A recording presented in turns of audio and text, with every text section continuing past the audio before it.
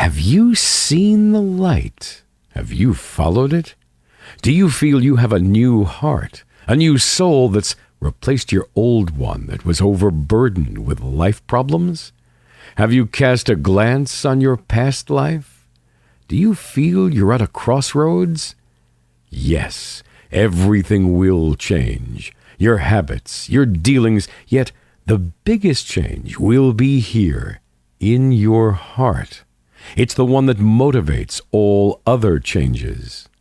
A Muslim who is close to God experiences unique feelings unshared by anyone else.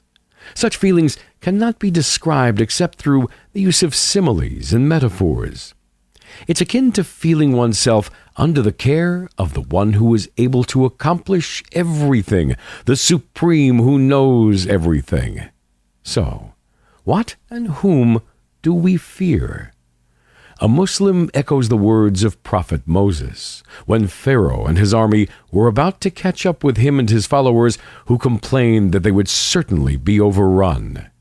He confidently said, قال كلا إن معي ربي سيهدين. 26:62. As you feel the change in your heart, all your life will change. You will reset your alarm clock so as to wake up for your dawn prayer rather than going to work. You do this because your heart wants to meet up with your Creator. You do this 5 times every day: before sunrise, at midday, mid-afternoon, after sunset, and at night. With every prayer, you have this meeting that gives you your daily spiritual nourishment, the one you find in those houses where God's name is frequently mentioned. Your hand will cause no harm to anyone. It will not grab anything forbidden. It will only do what is good and beneficial. It'll deal kindly with an orphan, and it will give assistance to a poor person. This is all because you know that God sees and hears you. Therefore, you worship Him as if you see Him. Well, He sees you even though you do not see Him.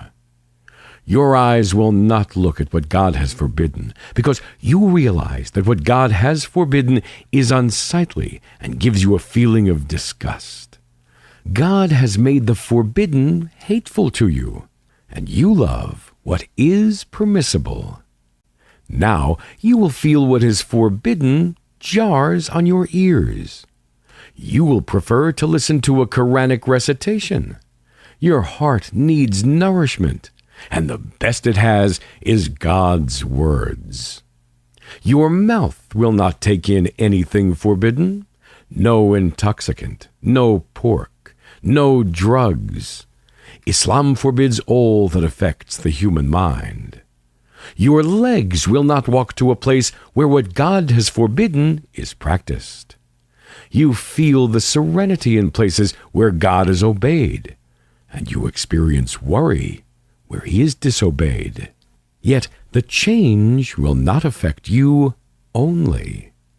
You've been using your phone for business or social contacts, but now you will add a call to your parents, whom you've not called for a long time. They are advancing in years, so you must speak tenderly to them. Tell them you have become a Muslim and that God has given your heart the light of Islam. Perhaps they will join you when they realize that they too can experience the same happiness you feel. You might have wasted time on your computer. You might have used it for some forbidden purpose. Now you will use it to learn more about your new faith and to be in touch with your Muslim group. Your bookcase will now have the Quran as its best acquisition, and you'll have new and useful books to give you more information and better knowledge of your new faith. Do not forget that the first word God revealed in the Quran was read. You might have often looked through the window to watch the vehicles and pedestrians, but now you'll look up at the sky and contemplate God's magnificent creation that indicates His greatness. You feel your heart full of His love, and you fear to incur His displeasure. You realize that you're just a small one of his creatures. You look at yourself and listen to his words. You realize that you're just a small one of his creatures.